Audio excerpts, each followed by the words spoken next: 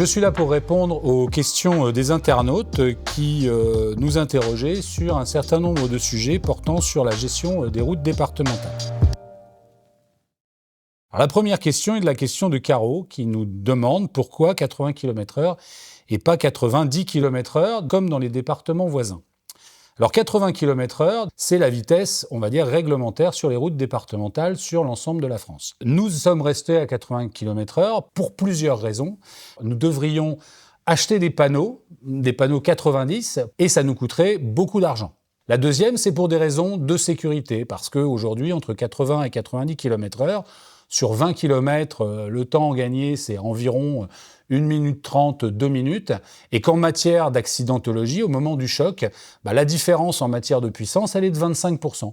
Certains disent à 80 ou 90, il y a autant d'accidents. Oui, mais ils sont beaucoup moins graves. La question de Corinne qui nous demande comment instaurer une zone 30 en centre-ville, y compris sur une route prioritaire. Alors d'abord, pour pouvoir passer une route y compris une route prioritaire en zone 30, c'est le maire qui va décider.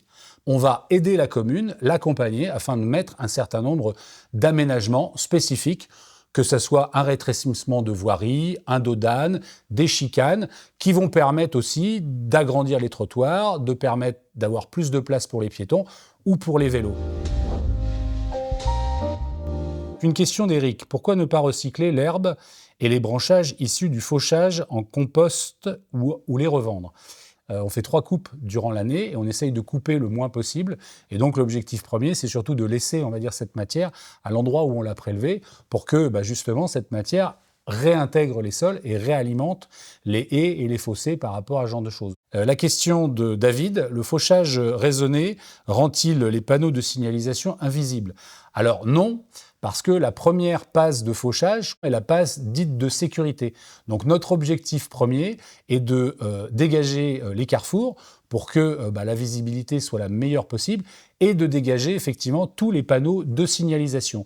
Et si l'herbe ne dépasse pas les 40 cm, on ne touche pas effectivement à ces fossés parce que c'est la période justement où la nature se réveille un petit peu et donc il est important de laisser un petit peu de temps à cette nature pour se développer et entre autres au niveau des insectes.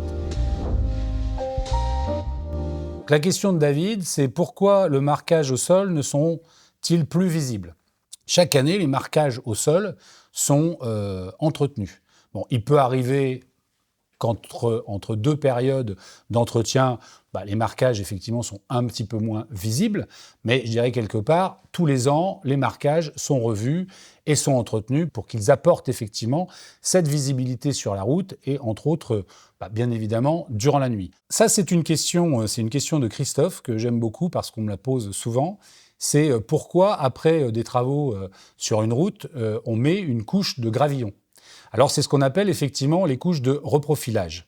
La couche de reprofilage permet de remettre à niveau la route parce qu'elle a, on va dire, énormément de problématiques, de bosses, de trous, voilà. Donc, on remet une couche de reprofilage, mais cette couche de reprofilage, elle n'est pas faite pour rouler dessus. Elle serait beaucoup trop lisse et donc, par temps de pluie, elle serait beaucoup trop dangereuse.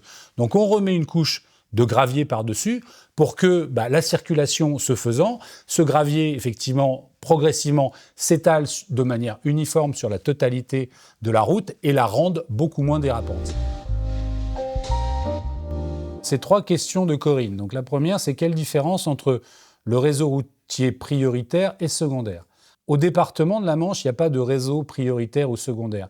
Il y a des catégories de routes qui sont identifiées en fonction du trafic, du volume de véhicules et des comptages qu'on réalise sur ces axes. Ça nous permet de maintenir des niveaux de service et des entretiens un peu différenciés en fonction de ces différents types d'axes. Il est bien évident qu'une route avec de très nombreuses circulations tout au long de l'année aura plus d'entretien qu'une route sur laquelle il y a moins de circulation. La deuxième question de Corinne, c'est qui décide des aménagements sur les routes départementales?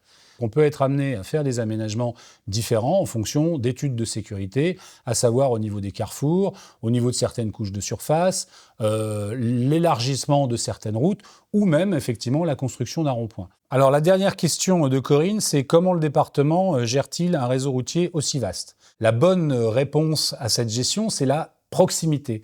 Donc aujourd'hui, le département est découpé en 5 zones. Chaque zone est gérée par une agence technique départementale qui pilote aussi des centres d'entretien routier. Il y en a 31 sur le département de la Manche. Et nous avons une direction des routes avec un certain nombre de services annexes d'ingénierie, de sécurité, qui résident effectivement à Saint-Lô, à la maison du département.